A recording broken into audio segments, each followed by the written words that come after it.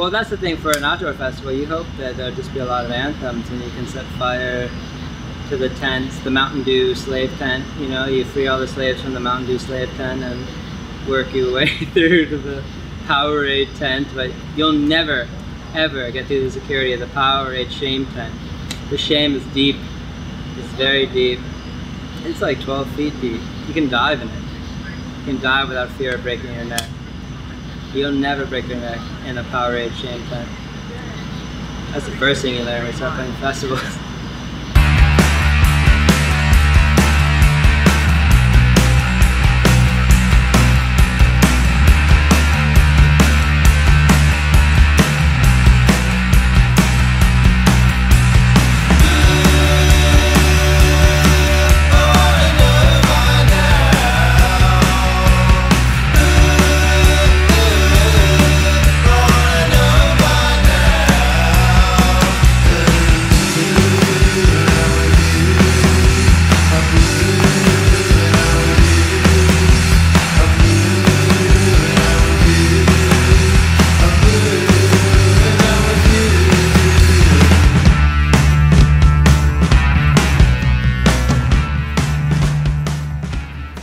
You're in my living room right now, and my name is Carl.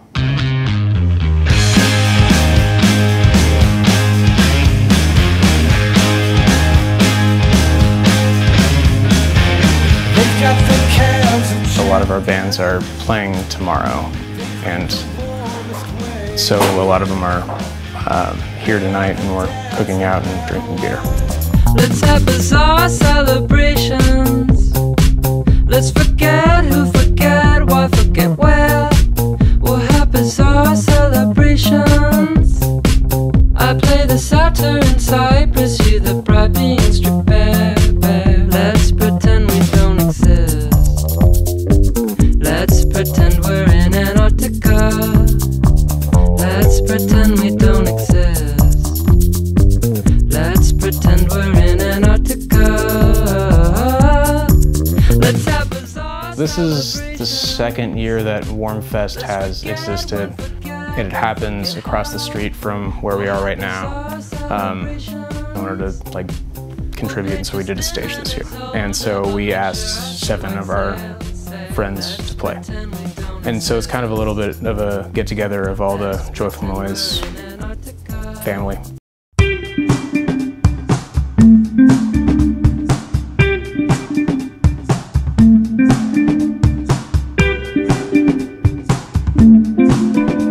Bands are being recorded in the basement right now, and we're cutting those songs onto lathe cut records in real time, and we're only doing 75 copies of each song that they're recording, and so each of our 7 bands that we asked to play are contributing a song. Winter isn't much here, just a flinching centigrade.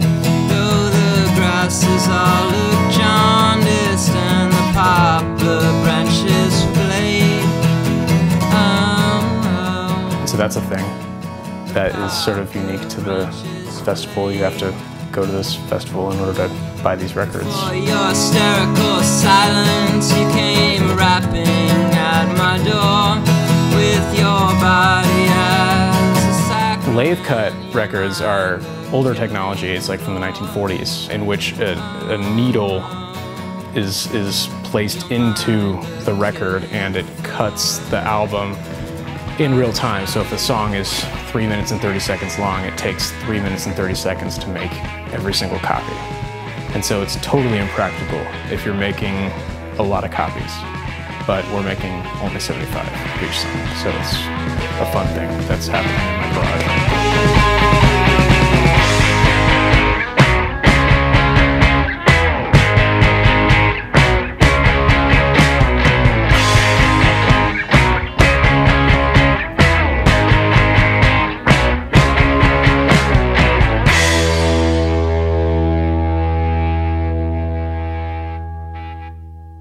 Cuckoo Cooper Conley Courier called Murmurer on OkCupid.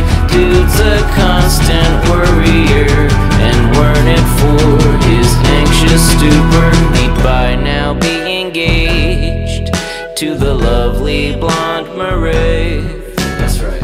I think Y is one of the most interesting, like, genre blending bands that is around right now.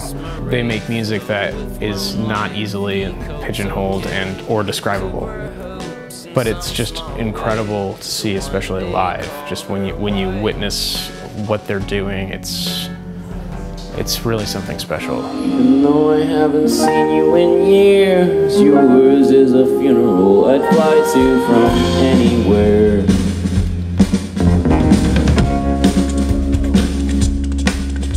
I thought I had a pebble in my sock.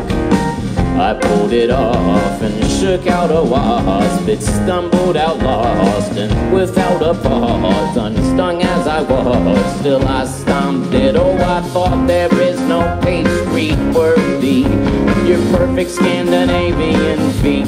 Wow, my crooked Chinese fingers groped the machinery of your throat. And now these few presidents frowning in my pocket can persuade no God. So let me let you talk. These few. We recorded in Carl, the guy who runs Joyful Noise, in his basement last night. We just recorded, my friend Corey recorded us just playing. I just played a piano song and sang, and then they took it upstairs and the guy cut it right then and there, cut the masters right off of the lathe, so it's kind of neat.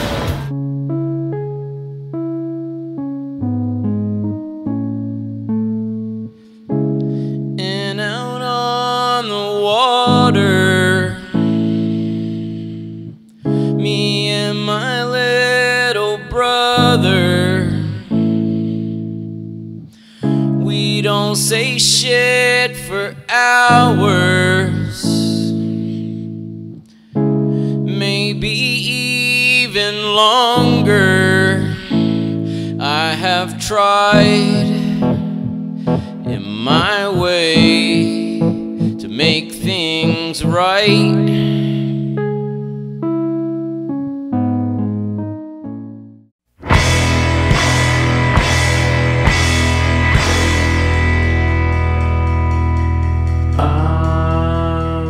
Sleeping Bag was sort of like in the family of the label already, like since the early days. I've never been able to even really properly describe what I love about Sleeping Bag.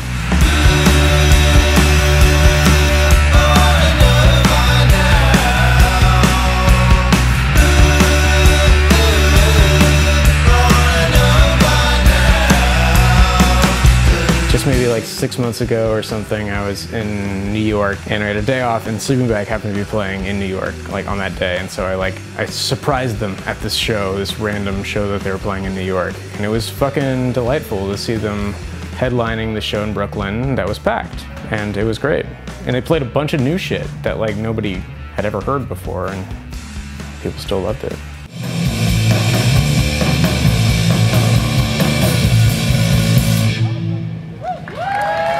Thank you. We released their first record in like 2011 or something like that.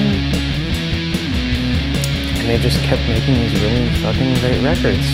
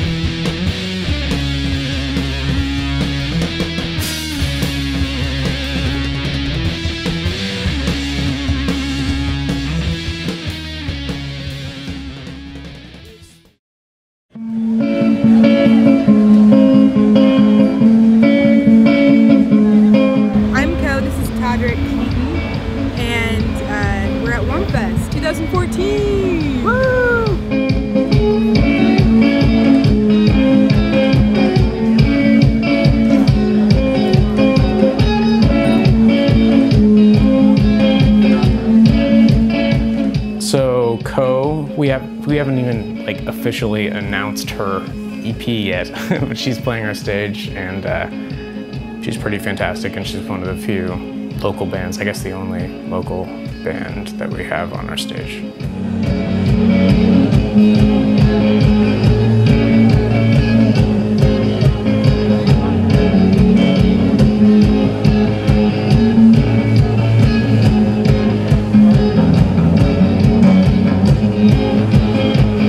Her project is developing into something really special and unique, and this EP is kind of like on that trajectory. Normally we wouldn't just release an EP by a band and not have like plans for a full length, but in her case it was kind of, it made sense to be able to sort of like, I know that she's an incredible like musician and personality and vocalist, and she's going to do really incredible things. And so it was more about like capturing what she's doing right now, and then we'll see where she goes with it.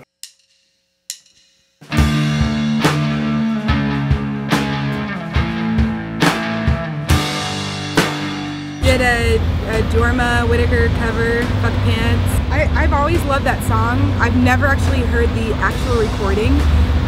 I just know it from Jorma at like 4 a.m. at my apartment, just like playing that song over and over and over again for hours, and I fell in love with it. Came down and fucked hands. When you came down and fucked hands, I thought I had no chance for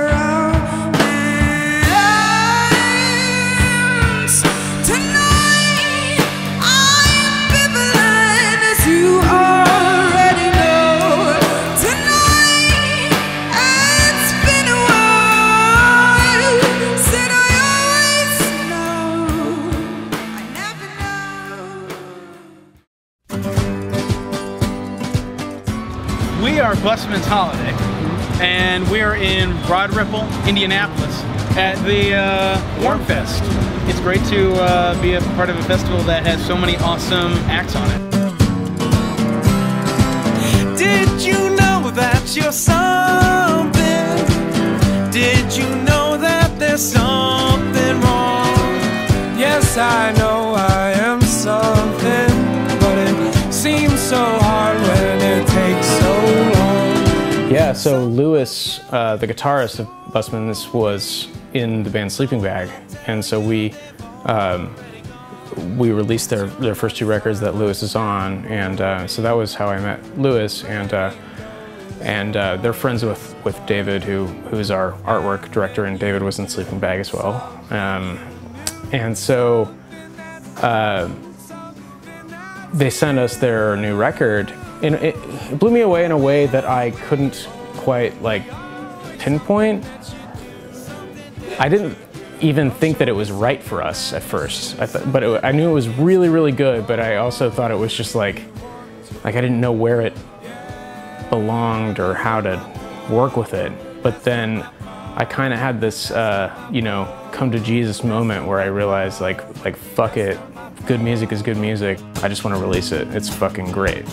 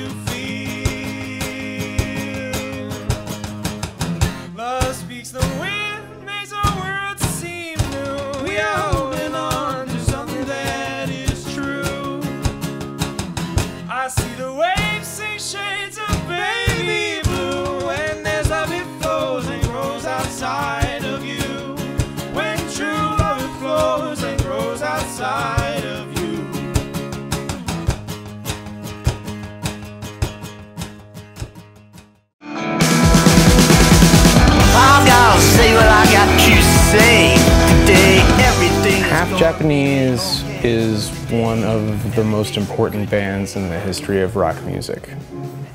To me, they are as important as the Sex Pistols or the Ramones or the Velvet Underground. They single-handedly created the lo-fi movement. They were self-recording, self-producing, self-manufacturing their own records. You know, they were their own record label and recording engineer and, you know, songwriters and performers in the late 70s, you know, when this was unheard of, when independent record labels didn't exist. And they were and are just fucking insane. Just uncontrolled art just like spewing from them, and they can't control it. They can't manage it. They don't even know what it is, you know. And that's what's so beautiful about that band, is that they're not like, there's nothing predestined with them. They just do, and it's incredible every time. As good can be.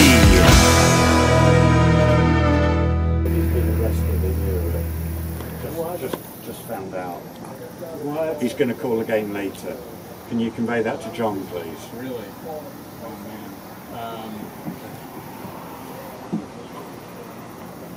Okay. I've just been told that Gil has been arrested in Europe. This is Mick Cox, John. I've just spoken to Gil. He's just called, and he's not going to be with us. He's been arrested in Europe, either France or Switzerland. It appears that Half Japanese drummer is the guy in Shanghai arrested or detained in France and is not going to be able to come to the festival. And then about a year later, he finally talked to Paris. We need to figure out if Half Japanese can still play. When we got there, you know, we set up and hey, yeah, I think obviously we've got to talk to Jad about this. The show must go on, I would say. Hey, we done a couple of days. They're like, you know, when Jason told us we should do this, we were like, it's really fucking nerve-wracking. Now that we see it, it's great. I think we're going back for. There is a drummer somewhere that knows all these songs. Pretty unlikely. We did like a one day. Like, don't do that. I mean, you know, well, no, you know, actually. How long was the set? Anybody thinking of the people that bring in are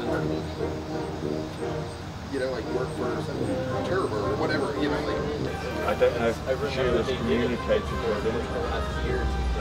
Yeah. He's definitely not going to be able to. Yeah, for that man Cut concert from Australia. Yeah. I know. John, the guitarist, is going to fill in on drums. See how that goes.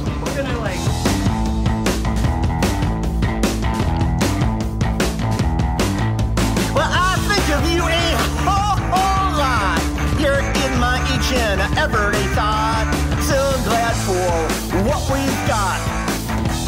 What we've gotten. So yeah, what's going on with Half Japanese?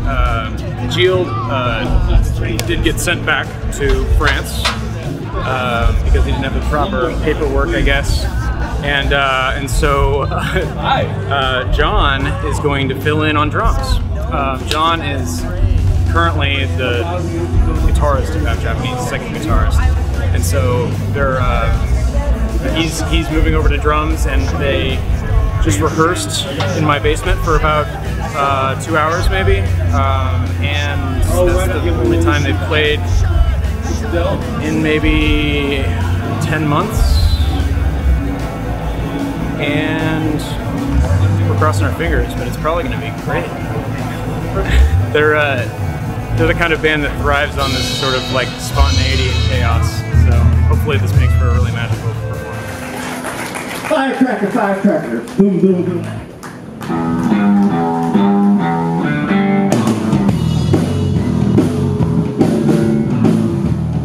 The one like semi-tragedy is that I think that they would have been able to play a lot of new songs had Gilles been able to come, and since he wasn't, they had to sort of rely on the like muscle memory whole catalog, and you know, but I fucking love those songs.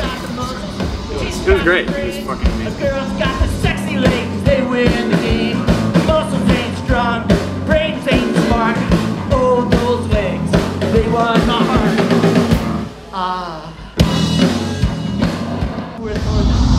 They fucking owned it. Like nobody in the audience had any idea that John is not their usual drummer.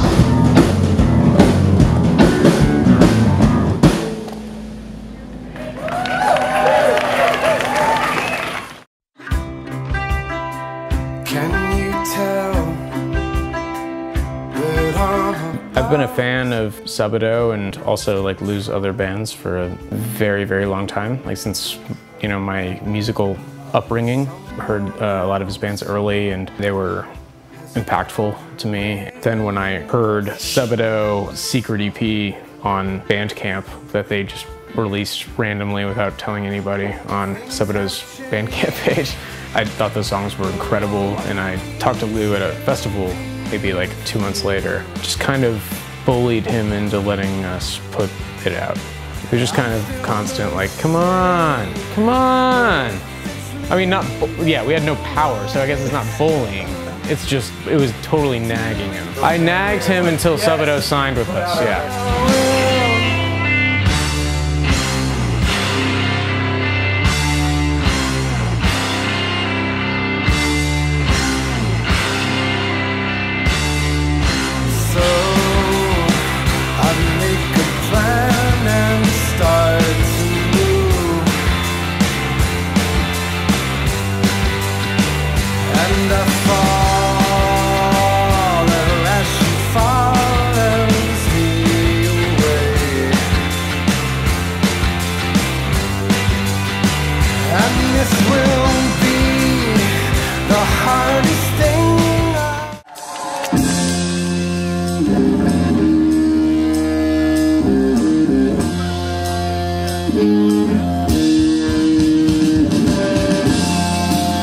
When we started doing these specialty releases, Of Montreal was one of the first that we were able to do. And so we did their album, False Priest. We did that on cassette at a time when it was bizarre to do cassettes.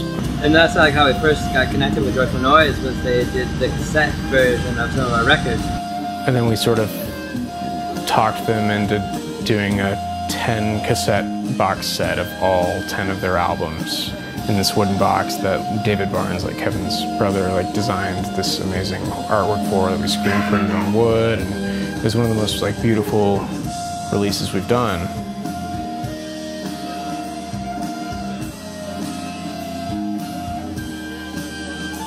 Well, Carl's so cool because Carl from Joyful Noise, you know, he has all these ideas that just interesting. Like most people, I think it's cool that Joyful Noise and our label Polyvinyl both are interested in doing different kinds of things. Like, and Joyful Noise has always been really like their like boutique label, you know, that does these different things and has these special releases.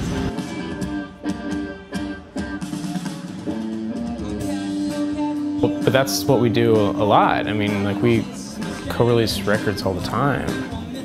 We have got really good working relationships with a lot of record labels. So I don't see record labels as competitors. I just see it as, you know, I think that, like, honestly, I don't think that Joyful Noise would exist without their other record labels, like Polyvinyl, for instance, or Secretly Canadian. You know, I mean, those labels really have supported us above and beyond, you know, to the point where we not only like learned from them, but they have sent opportunities our way, and we've you know, co-released things that have made this label sustainable.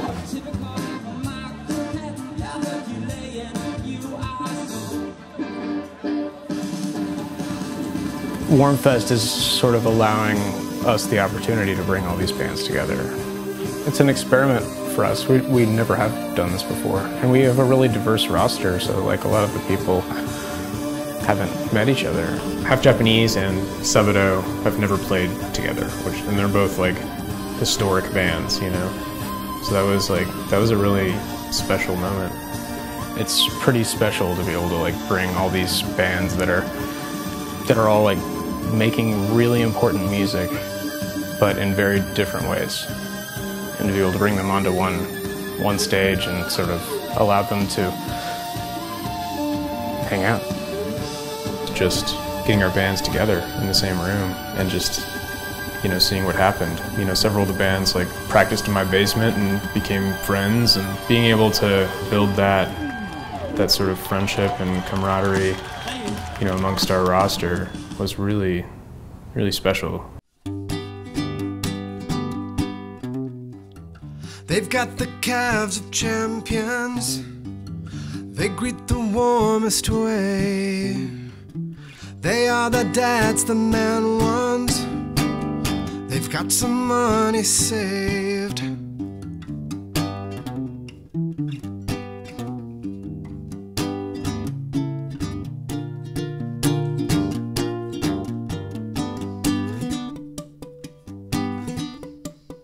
Another kind of classroom, another shade of fear, another door we're shoved through until we conquer our fears.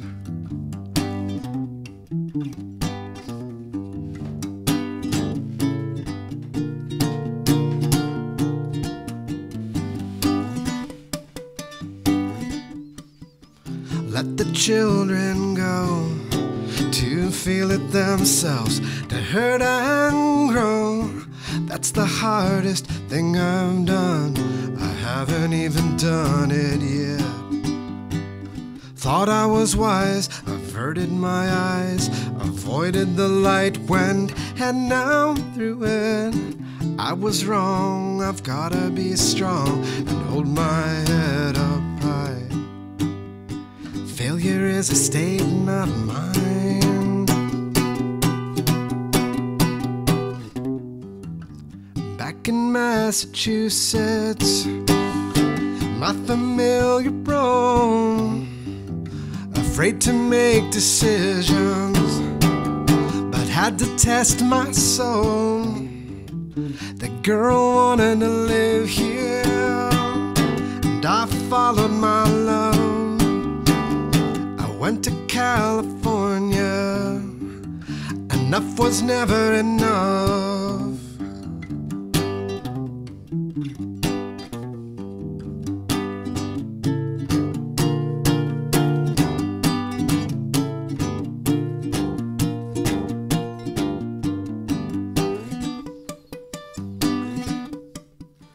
Let the children go to feel it themselves, to hurt and grow. That's the hardest thing I've done. I haven't even done it yet. Thought I was wise, averted my eyes, avoided the light, went and now through it. I was wrong, I've gotta be strong and hold my head up high. Failure is a state, not mine.